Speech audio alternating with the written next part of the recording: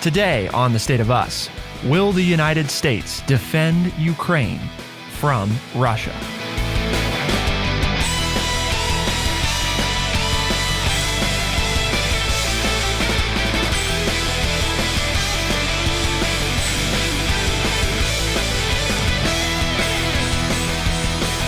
Welcome to The State of Us. I'm your host, Justin T. Weller, joined today, as always, by Mr. Lance L. Jackson, our senior historian here at True Chat. And today we're looking at Biden warning Putin of the invasion of Ukraine and how that'll be met by an economic response and possibly other measures. Could that be military? Could we be sending troops to Ukraine? Oh my gosh. Well, before we can really dive into what the U.S. response should be, we're going to do what we believe on this show, which is to talk about the root of the issue. Why does Putin, Vladimir Putin, why does he care so much about Ukraine? And what does it mean for Russia? Why are they doing this? Let's understand that before we try to figure out what we should be doing about it. And before we can even get to that, we, of course, need to know, Lance, what the word of the day is. Well, today we get to talk about my favorite autocrat, and that's the word of the day. My favorite autocrat, Vladimir Putin. Autocrat, 3 syllables, A-U-T-O-C-R-A-T, and it means a ruler with absolute power, a dictator, or a despot. It can also mean anyone having unlimited power over others. Hopefully, we in the United States still here believe in democracy, which means we should do what we can to stop the autocrats of the world, because they obviously do not feel the same way about government that we do. So, well, wait, I thought Russia was a democracy, Lance. Well, I'm saying it's not. So whatever they say, technically, just like there's the People's Republic of China, it's debatable whether or not, highly debatable, whether or not China or Russia is any form of a real democracy. So, but the veil of democracy is nice, right? It's a good branding thing. Well, I remember when I was, back in school as a student, this was the Cold War and Russia was the arch enemy. And then we had the fall of the Berlin Wall and Russia becomes a democratic nation and they go through some struggles. And then we have Putin. I don't think he fits the definition of what Gorbachev and Yeltsin and those gentlemen wanted for the democratic, free Russia. I don't think that was the plan. But there were people in Russia's history that did want that. Right. So, you get into this whole thing, which this is not today's show, but you started a democracy and now you have an autocracy. You mean you can lose it? Not to railroad the show, but just because you have a democracy doesn't mean you have to keep a democracy. You have to work to keep your democracy, or you end up with an autocrat like Vladimir Putin. So talking about why President Putin is engaging in trying to, I don't think it's any secret. He would like to have Ukraine. He would like to have it. The question is why though? Why Ukraine? And Lance even posed this before the show. Well, we've got 2 articles we'll be referencing today. One is from the Wall Street Journal. One is from the New York Times. Both are linked at thestateofus.org. And the opinion piece that we're taking a look at here tries to explain the background of why Putin cares. And for one, let's just start with some basics, right? Ultimately, Putin feels that Ukraine, which is a country of about 44 million people that was previously part of the Soviet Union, should be subservient to Russia. The 2 countries share a 1,200-mile border, as well as many cultural and linguistic ties, which many Ukrainians, by the way, think that President Putin exaggerates. They would contend that, we have a very different culture and, and some of that. So it's that's the argument, but that doesn't mean that everybody's on that same page. But instead of aligning itself with Russia, Ukraine has actually shifted toward the West, including the toppling of a Putin-backed leader in 2014 And Ukraine's current president has pushed back against Russia's attempts to expand its influence. Ultimately, Lance, I think this little bit of it comes down to what Putin sees is that Ukraine is becoming more closely aligned as a U.S. and NATO ally than it is a Russian ally. And when you share a 1,200-mile border, and you were originally part of the Soviet Union, that might, for somebody who remembers the Soviet Union, that might be a little frustrating, a little upsetting, point of pride kind of thing. But then the question begs, well, it's been this way for a while, right? I mean, this isn't like, oh, this is a new thing that Ukraine is on this. So why now, Lance? I mean, why? What does the article tell us about why is this happening now? I mean, what's the push? Why are we looking at doing it now as opposed to 10 years ago or 10 years from now? Part of it, I think, is that if you were going to push the United States and wonder whether or not they would actually do something, now's a good time. Because if you're a foreign leader, the United States has just conducted, most people would agree, 2 failed wars in Afghanistan and Iraq over the past 20 years. And many American citizens have voiced their opinion that they're not interested in fighting another faraway conflict. That we're having trouble whether or not we believe in our democracy, whether or not the election, we have people running around, politicians, saying that it was an unfair election and making fun of our democratic system of electoral college.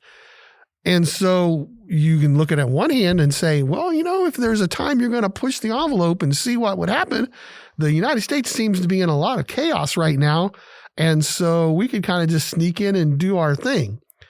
The other part of it is, if you're an autocratic leader like Mr. Putin, things aren't going real well for you at home. They have surging COVID-19 cases.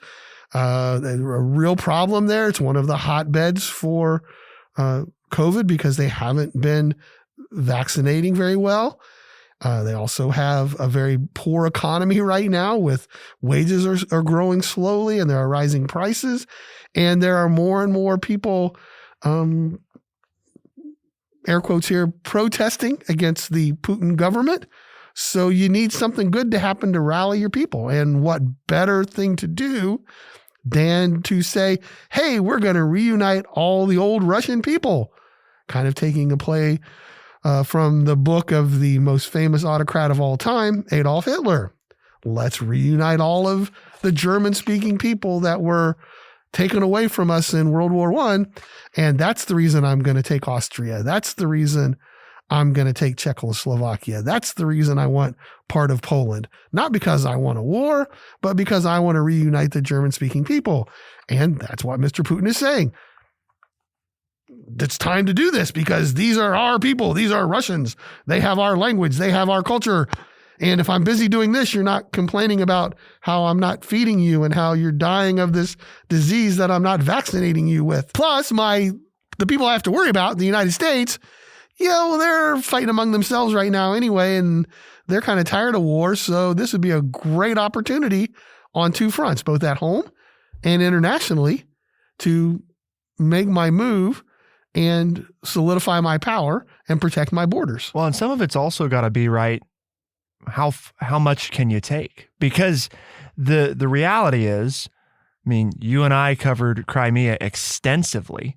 And I think we're very dissatisfied with not just the United States response at the time, but the world over. The world pretty much just rolled over and said, yeah, I guess if you want it, you can have it. We don't want you to have it, please don't, but oh well. And Crimea is under Russian control. So I guess you can say that we're not going to recognize it, but that doesn't change anything about the reality that the people controlling Crimea is the Russian government, So, and I feel like that's part of Putin's going to take, just like everybody, right? You're going to take whatever you can get unless somebody stops you. If there were no, societal norms that told Lance that he can't just walk into Kroger and take whatever he wants and leaves, why would you not do that? When mom would tell you you can't have a cookie because it's almost dinner, and you walk into the kitchen and you put your hand in the cookie jar and mom watches you take it and doesn't say anything to you, then you go in the next day and you take 2 cookies and 3 cookies.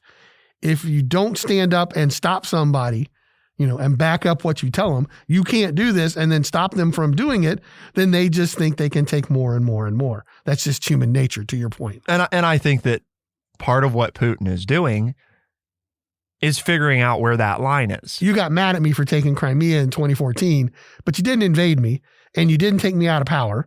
And I have Crimea. And you didn't do this, and I've got it. So, okay, you can gripe and complain and say you don't recognize it. I really don't care, because I got what I wanted. There's a lot of things you can say about Putin, right? But to claim that the guy's not smart is probably a false allegation, because he's planning and thinking and strategizing. And I'm not, we didn't talk about it a lot at the time, but Crimea was a test, right? Because, if we're just being honest, most people didn't know what the hell Crimea was until the crisis, right? They didn't know that Crimea was a thing, that it existed. It was like, Crimea, where is that? What is that? So the point is that. Well, and he tested in Syria and right. He stuck his toe in 3 or 4 different places. Yeah. So we try a couple different things, right? And we see what we can have. And so far, to your point, the response has been, we're going to wag our finger at you. And Putin's like, well, you can wag your finger all you want. I don't really give a damn about your finger wagging. Putin doesn't care whether you like him or not. Not really. If he gets what he wants, that's the autocratic nature of his style of government. He doesn't care if you don't like him. He just gets rid of you. And unless you take him out or show him that you're stronger than he is, he's a bully, and he will just continue to push you around. Because that's kind of how it works. So to the cookie jar point, right? Yep. If nobody stops you, you're just going to take it. And he took 1 cookie, and now he's looking at Ukraine, which is like 5 or 6 cookies. He's going to take a whole sleeve of cookies. And saying it's like, well, gee, if I can have 1, why not 5 and all or you're 6? going to do is just complain about me and say how horrible I am, and then I'm evil. Okay, that's fine. I got what I wanted. Well, because, if we're being honest, Ukraine's a pretty big prize. That's not to be so clinical about it, but at the end of the day, a country with 44 million people who you have a 1,200-mile border with, who backs up against, a strategic sea that you'd like to have more control over. There's a lot of reasons that having Ukraine would be nice, not the least of which is that you pick up 44 million people. That's a pretty sizable population growth overnight. So, and you're realizing part of what you and I have contended, I think, for years, which is that Putin kind of misses the grand old days of the Soviet Union. And, Ukraine was part of the Soviet Union. So this is also there's probably some reunification feelings going on there. So what do we do about this? What is President Biden likely to do? To find out, keep it here on The State of Us, and we'll be right back.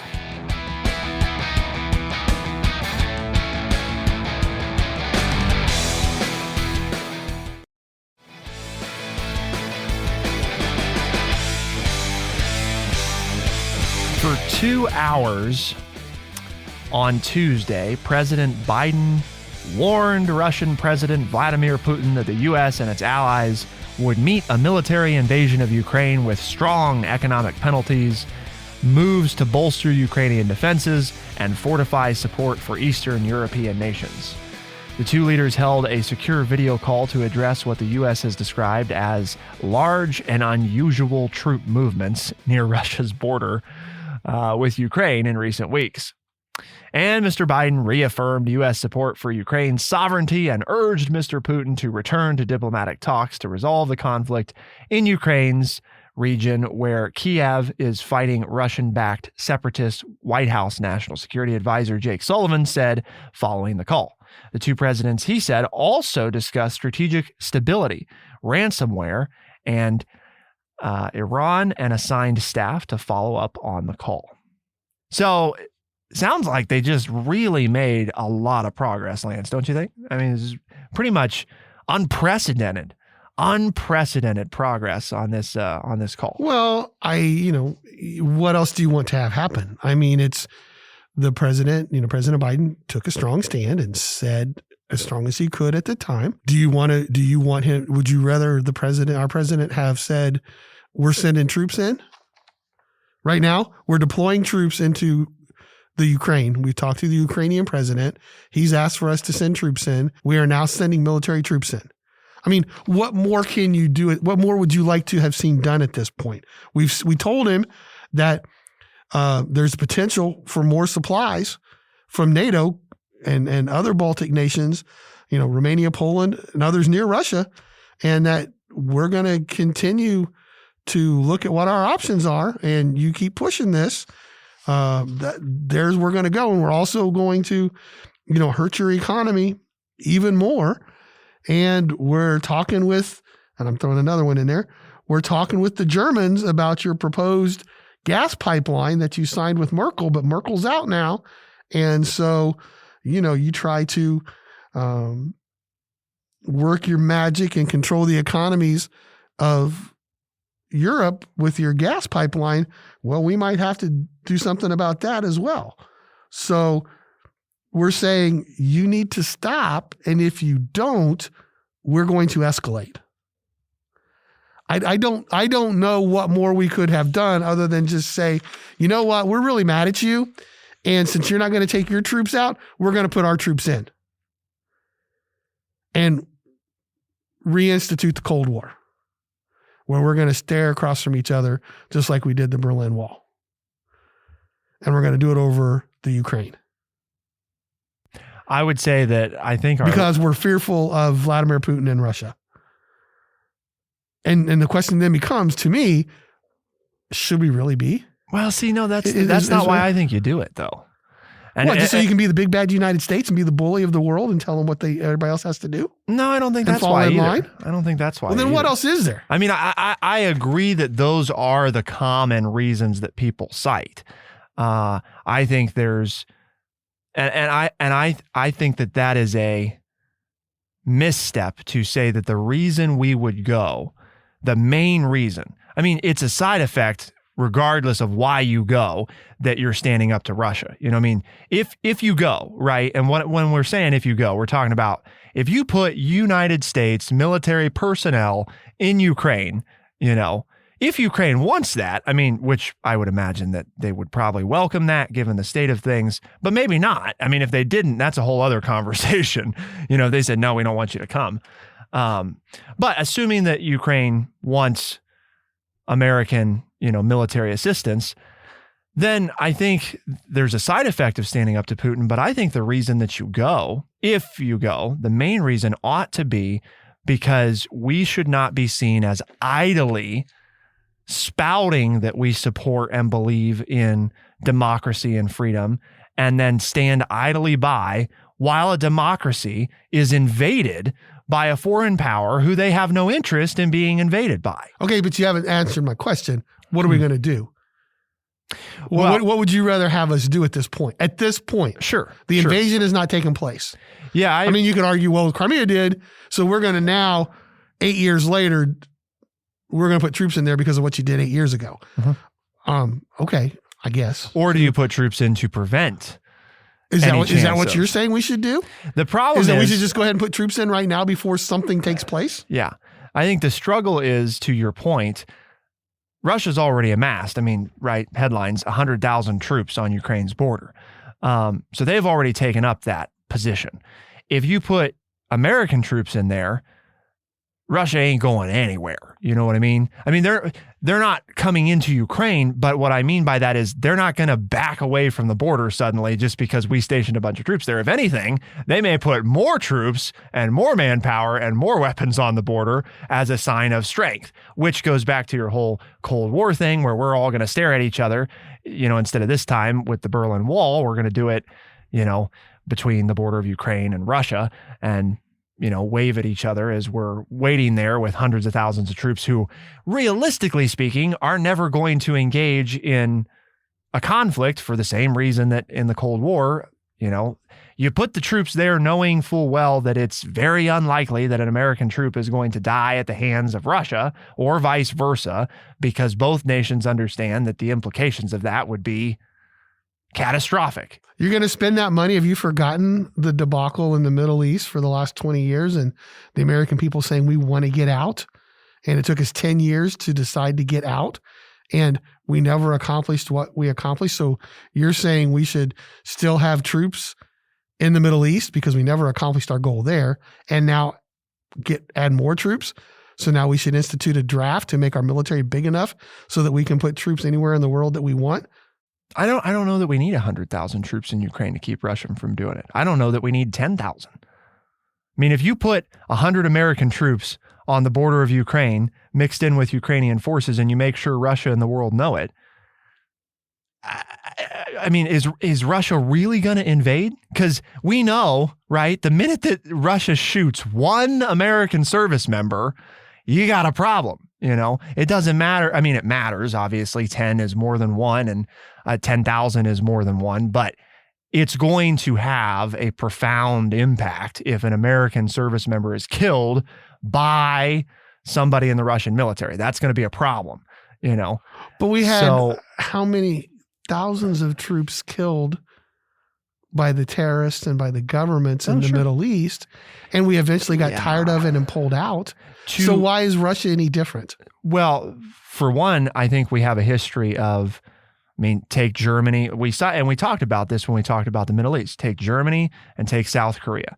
We have long track records of keeping military presence in the United Kingdom of former enemies, former adversaries who now have some of our largest deployments in them.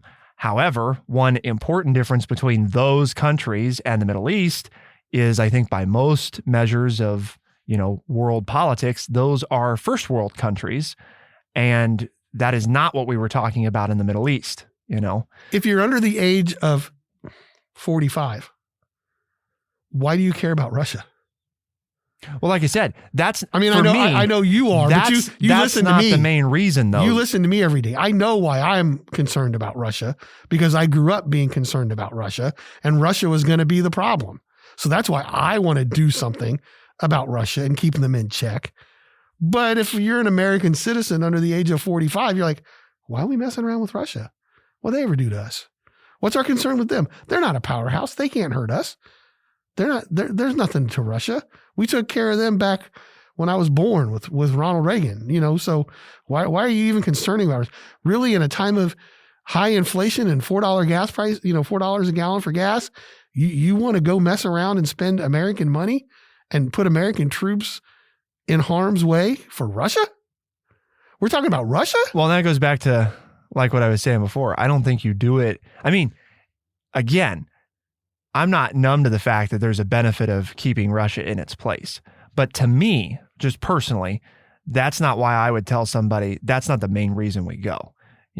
Is that a reason? Yes. Is it the main reason? No. The main reason ought to be if we are the city on the shining hill, and if we are supposed to stand up for those who are repressed, and if we're supposed to believe in the betterment and furthering of democracy and the defense of human rights worldwide, then if we are asked to help Ukraine, we should help Ukraine simply because they want to stay a democracy and they don't want to be invaded by Russia. So that's the way Vietnam started, right? We sent in 50 or 100 advisors to help the South Vietnamese stop the Viet Minh. And then we had to send in some more, and then we sent in some more. And then it was the most destructive war for the United States, except, there was a declared war until this last one. What you're saying to do, we've done in other places of the world. And wait a minute. Vietnam is still a communist country. The Taliban just took control of those countries in the Middle East. So what's the rationale there? Well, let me ask the historian, because I think something changed, right? Take the United Kingdom, okay? Take Germany and take Korea. Okay, so up until 1953, which is when the Korean War, officially ended, up until that point, we had a pretty good track record of, You go kick somebody's butt, and then you leave your troops there, and then you become allies. So how did we fail so miserably from that point on with Vietnam? And I guess, you can't necessarily say that we, have yet totally failed in Iraq and Afghanistan, but the writing seems to be on the wall unless something changes that those are failures. So what Iraq and Afghanistan, Middle East, Vietnam may be different, but point being, we had a track record of, generally speaking, being pretty successful at this, and then, starting in 1955 with the beginning of the Vietnam War, we seem to kind of suck air at this. So why? I mean, and I don't know that I'm not sure that anybody does, but why? I mean, what happened? How do we used to be good at this and then became sucky at this? Well, you had a defined objective. Okay. With defined bad guys, bad people to take out. So don't we have, Russia bad in this? Russia's the bad guy, Ukraine good guy, and we're going to protect the good guy? Well, you going to take Putin out? You asking what I think is likely or what we should do? Yeah, what we should do. We took out Hitler. We took out Mussolini.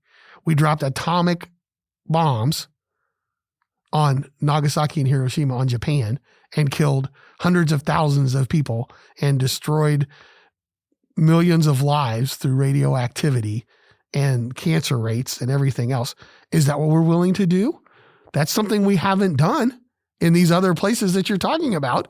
We haven't done total annihilation and destruction. And you also have a government who didn't tell the truth. So people, thought we were losing in Vietnam when really we were accomplishing some goals, but we weren't upfront and honest with the American people for what we wanted to do.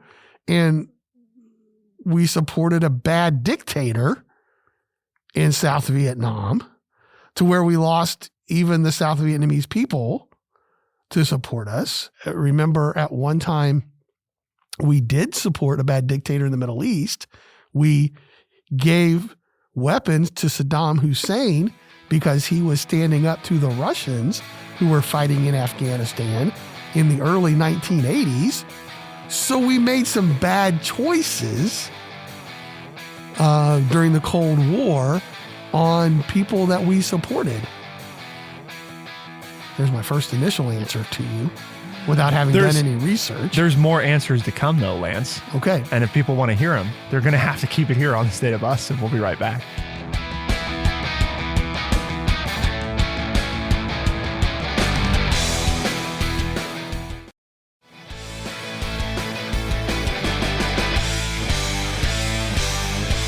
Clearly defined goals, transparency, honesty. I don't know. Those all sound like pretty sensible things for the most part. But as our friendly redneck liberal has pointed out, we haven't really been doing that very much since Vietnam. Our government's not always very clear on what the objective is. And even when we are clear on the objectives, then we're not always very transparent about how successful or unsuccessful we're being. And sometimes we're not even clear on, or we flat out provide inaccurate information to the American public as justification for a war. So I think those are all highly valid reasons that those things have been unsuccessful. We backed an autocratic dictator in Iran, in the Shah, and that led to the Iranian Revolution, which you could say were the seeds of the Taliban.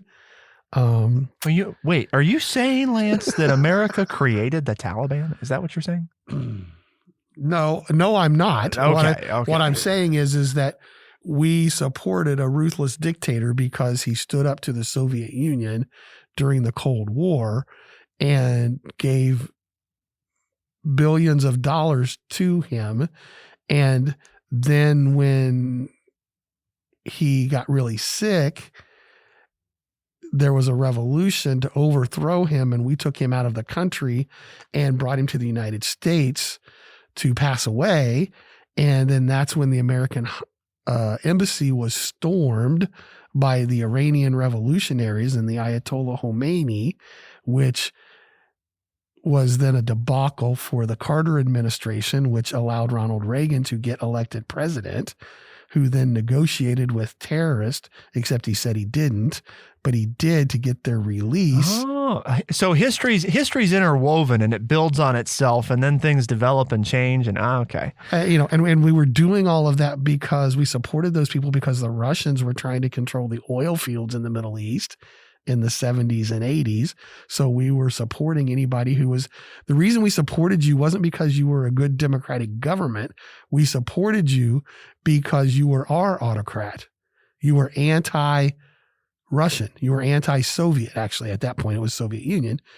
You were anti-Soviet. So we supported you because you were anti-Soviet, not because you were a believer in democratic principles. What has been proven, I think, is that short-sighted thinking ultimately caused probably more problems than it solved, Okay, and but the original question was, why, right? Why did this all happen? Why did we kick butt through World War II and then have trouble? I'm just trying to answer that question for you really off the top of my head. I mean, I was not prepared for this. I didn't do a lot of research. This is just off the top of my head as we're talking about this, but I think that's the biggest one, is that we decided as a nation, our leaders and our government, that the threat of the Soviet Union was so great that we would support anyone, any leader who was anti-Soviet. They didn't have to be democratic. And now you're pointing out, well, now you're then imposing, well, if we're going to be the shining light on the hill of democracy in the world, we need to support against these people. Well, what got us in trouble is doing just that. And then these failed attempts, because unfortunately, we had to support people who weren't democracies to stop the evil empire, to use President Reagan's phrase, of the Soviet Union. But I'm saying you reverse it. I think our motivation was we need to stop Russia, so we're going to support whoever we need to in order to do that. And I'm saying turn it over. Yeah, we don't want Russia to invade random countries at will. Yeah, we don't want that. But the reason to do this, I mean, in my heart, the reason that I would be, supportive of wanting us to help Ukraine. And I know that, the people currently in government would contend that we're helping them, but help them, and that doesn't have to be people are you alluding to troops on the ground? Well, maybe, but I could also be alluding to the fact that Ukraine would like to be a member of NATO, and for some reason we can't seem to get that done. Well, because that's going to antagonize Russia. Okay, but is that really a valid reason to deny them, membership? So what you're saying isn't that the point of NATO? I mean, doesn't the existence of NATO antagonize Russia? Yes. Russia hates NATO. Okay, so what if it antagonizes Putin to the point that he starts a geopolitical nuclear war over the Ukraine? So instead of slapping the hand of the kid who's taken the cookie from the cookie jar, we say, well, we're going to let you take it because we're afraid that if we don't, you might pick up the cookie jar and smash it. And that's a philosophical question, right? Exactly, the problem is that nobody knows. I mean, the reality is we don't have the time on this show for me to answer that. Nobody really knows whether or not Putin would actually go that far or not. But if you bring the Ukraine into NATO, you are running that risk. You're probably not running that risk if you continue to slap his hand.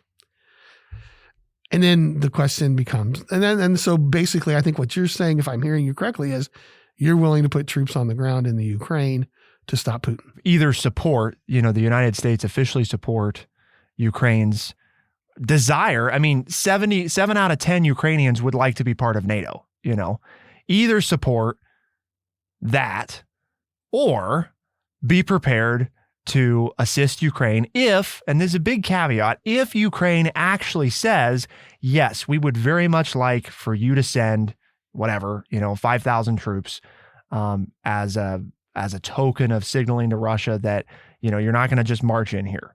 So either one of those things, and I don't think, here's the thing, right? I don't think we have to be ready to do either of those things. But my disappointment in President Biden is that neither of those things were communicated to our knowledge to Putin, And now you have to be ready to back him up. And maybe that's why Biden didn't say them, because I'm not sure that he is ready to do either of those things. Or I think if he was the support ready, of the American people, if he does that. Well, that's your leadership thing, right? The American people, that's a messaging issue. They made you president, and they said supposedly that's because we're trusting you to make the right decisions for the country. Well, you can tell that Justin and I disagree, but where are you on this? Send us an email, podcast@thestateofus.org, and let us know what you think, because we're quickly running out of time on today's episode, and there's a lot more to say. What have we not said? What did we not bring up that you think is important? Let you, the listener, tell us what we're missing or who you agree with, because we have presented you two different ideas. So, and we want to get people's hypothesis too on what exactly Lance does think, because we've gotten a fair, I think, examination and cross-examination of my feelings on this, but I'm not sure that we 100% have what President Lance Jackson would actually do. So, which, if anybody's listened to this show, you might be able to make some guesses, but let's see how accurate they are. Send us an email. Okay. But why do we do this? Because we have a mission here at True Chat, and that is to educate people by providing honest, open, and respectful conversations. And that's what I, as president, do, is that I provide honest, open, and respectful conversations and answer the questions. And hopefully you enjoyed today's show and you let us know how you feel. So you're not an autocrat, is what you're saying. I would hope not. Okay. Trying not to be. I try not to be. Seeking to not be. That's right.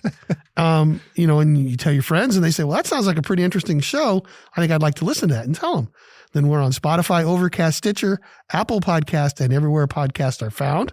And just so before Justin says it, I threw a shutout today. I have me with 7 and Justin with nothing. So I just said autocrat. It was a mercy rule. Just like 30 seconds ago. Mercy rule win there. 30 seconds ago. I got on the board. You called me an autocrat. That was. I said you're trying not to be an autocrat. There we go. Okay. Trying not to be. I'm sorry. 7-1. He gets. All right. Yeah. Make sure to. We brought in our last pitcher out of the bullpen and needed some work. While Lance had his subs in, and and Justin got one. So. We did score. We're on the board. So, please let us know your thoughts. The State of Us, as you all know, is available Tuesdays and Thursdays as a podcast, and on the weekends in select talk radio, AM and FM radio stations around the country.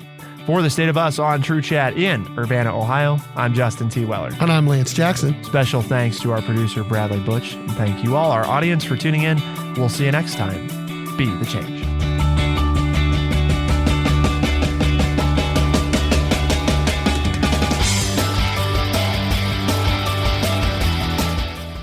Be sure to check out our website, thestateofus.org, for books, articles, and all the ways to tune in. thestateofus.org.